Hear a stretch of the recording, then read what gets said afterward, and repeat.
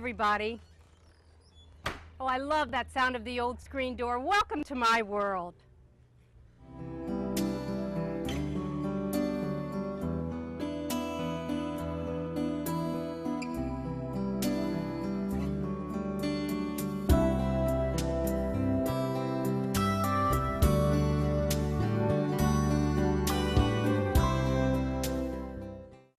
Well, hi everybody. Welcome to Love Starts in the Kitchen. I'm Rita Heichenfeld, and we are of course in Union Township, Firehouse number 51, where we do all the cooking here to educate you and also to have a lot of fun.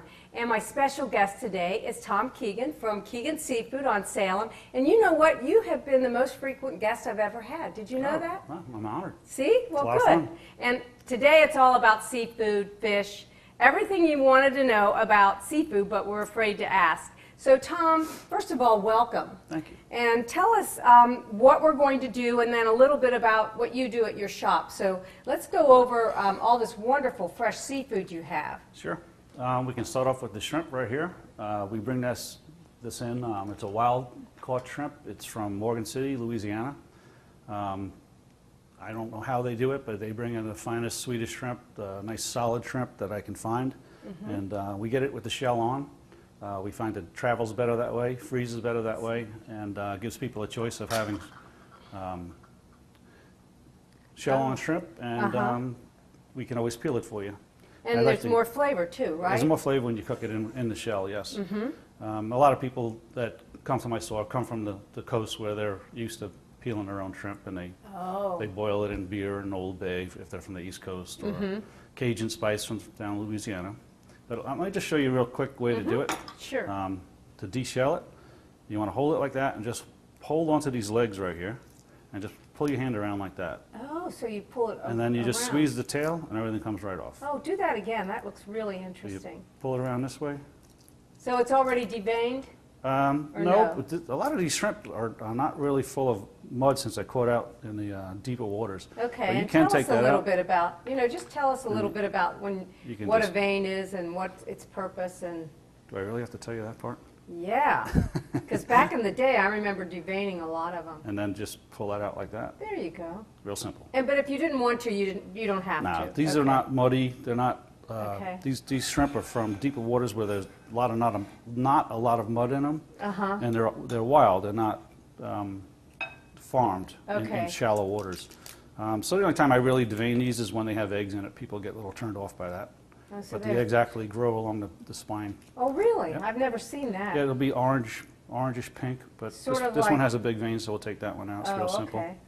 Sort of like caviar, huh? Not quite. Doesn't taste quite the same. No, I guess But this not. is easy to just squirt it out with a yeah. strong burst of water. Okay. And we'll cook these up a little later. All righty. Let me wash my hands a second.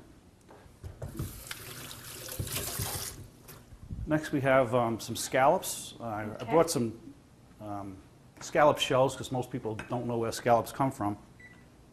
And this is the meat that opens and closes the mollusk.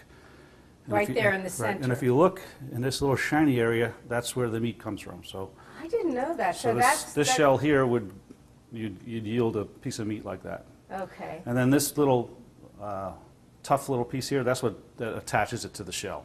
And that's I call that a foot, but it's a muscle. Yeah, and I always leave this on when I'm cooking. I only take it off after I finish cooking. Oh, you kind of do? holds it together a little better if the scallop's a little delicate. A couple interesting things about scallops is this would be the top, so it hides in the sand, in the grass beds, and So that's it's the camouflage. bottom, camouflage, yeah.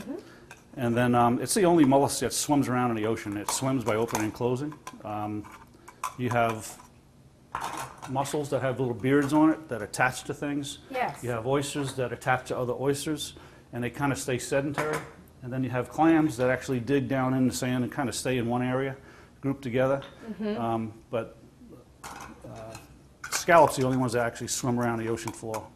They're very well protected, and it's one of the finer environmental challenges that have been met very well with scallops, where they close different beds around the world, different areas, hundreds of miles at a time, and let them come back to life. And So they're replenish very themselves. conscious of that. Yeah, and Yes. it's working out really well. The conservation efforts with scallops have been very good. Well, that's good. And tell me real quick, I know we're going to cook these later, but you said we eat, this is the only thing I'm familiar with, but you said there's a whole lot more organism, and That's just people in Europe yeah. eat the whole thing, and it's Right. served that way, correct? Yes, correct. That's very Here in the interesting. United States, most people don't know that, and Yeah. they're not interested. So there's in it. more meat than just this pretty little it's piece that sort sits of in the like center. we eat the whole clam and we eat the Yes. whole oyster. Yeah. There's a So lot why more than not just that? the open and closed mussel, and I'll show you when I open up an oyster. Okay. Sorry.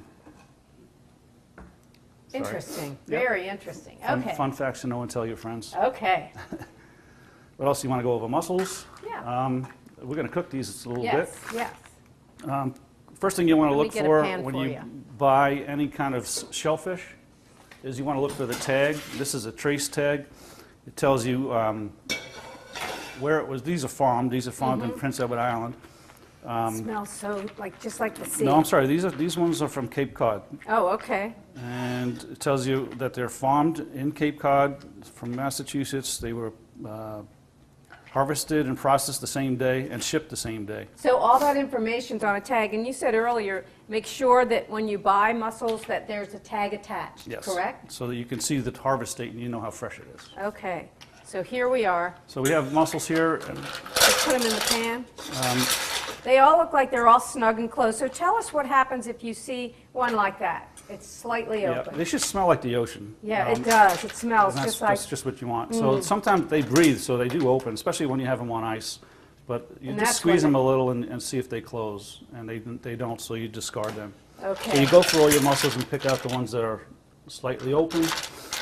And push should- them together, yeah. and if they With a close, 2-pound bag, you should only get maybe 4 or 5 of them, which is natural. yeah. And So these are this- farm processed, so the beard has been removed, so these are ready to go. All you have to do is rinse them in cold water, and then as soon as you rinse them, put them in your pan. yeah. And what we're going to do is we're going to oh, this we're going didn't to put a close. little garlic and olive oil, and then white wine, Okay. and then we're going to toss them in there. But don't wash your mussels until you're about to cook them. Ready to cook them. yeah, And the the- beard is attached right here. It's Isn't that- actually attached on this side. on the right here. side, and then if you see that, you got to Yeah, pull just that pull that off. off. But this is all done No, for this- you. yeah, it's Now ready to he's go. not closing, so I guess he goes. Yeah, I mean, he's fine. It doesn't smell, but Yeah, just okay. discard it. Okay, just to be safe. Okay. So we're All going to right. wash these a little later, and then we're going Okay. to put them right into hot oil, butter, garlic, and then after we put them in, we'll squirt some white wine all over them. Okay. And then They're good to go then, huh? toss Put 'em them in a around. big bowl, and Another thing with mussels is you want to take them off the heat as soon as they open up. we're going to show you Give that them a too. couple of minutes to harden up a little. You don't want them to get rubbery, so you take them off the heat and put them to the side. Mm-hmm. You finish your sauce, and then you can put the mussels back in. That's And smart. then they don't yeah. get dried out. Good tip. Okay. All right. So the mussels, and we're going to do all this cooking. So tell me, do you want to talk about this, or do you want to start cooking? We could talk about this tuna that we have right here. Now, but he said it's a tuna belly. Yeah, You this know, is- you've all heard of pork belly. Tell me, This is the The flap belly of that, the tu- yeah, the the flap tuna? that hides the organs. And if you can see this has a really nice fat content in it.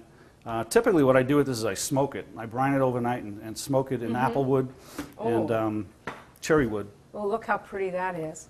A lot of omega-3s right there under the skin, too. Yep. And then I'm going to show you how we skin that. Okay. And we can pan sear this too. It's really good pan seared. Okay. So I'm just going to cut down and then across the skin. And you're going to slide your knife underneath. Oh, that was quick. You have a nice sharp knife. Oh, that's beautiful. Now, what makes it, is the belly of the tuna better than like a tuna fillet? I like it better because it's the fat content. It's just juicier. Yeah. And that's why I like to use it to smoke it because it doesn't dry out on me. Oh, and you know, we all should be eating more seafood too. Yeah, we can help you with your New Year's resolutions. Yeah, isn't Eat that the healthier. truth? Yeah. Wow, that's nice. So you've got that done. Okay, and this is a mako shark. Wow. This is the okay. bloodline in it right here. Uh-huh. So we want to cut that out. And tell us about that, because you said, is this the one that has a large bloodline, sort of its own The air faster the fi- conditioning unit? The faster the fish, the larger the bloodline is going to be. Tuna, I believe, has the per ratio has the largest bloodline in it. It's actually a Tuna. warm-blooded fish. Okay. So that's when what you it said. swims really, really quick, you're going to have all this hot blood, and it's got to cool down. Mm-hmm. Otherwise, the fish overheats and dies. And not only does it die, but you can't eat the meat because it just turns to mush. And when Oh, you go and okay. bring your fish to the dock, they will check that. And if you haven't caught it correctly and it overheats, They know it's right worthless. away, Oh yeah, huh? they'll know. Oh, okay. So Pardon me. the big, huge bloodline is just a heat transfer. So the hot blood coming from the fast twitch muscles come through the bloodline, and then you have blood coming from the gills that are oxygenated with cold water, and that cools the blood going back to the gills and also heats up the blood going to the muscles, so it goes back to the muscles with just about a little less temperature. So pretty Wow. interesting. Very Wow, that's pretty efficient, sophisticated. yeah, very efficient machine. I brought these steaks. I believe this is going to be aired somewhere around Valentine's Day.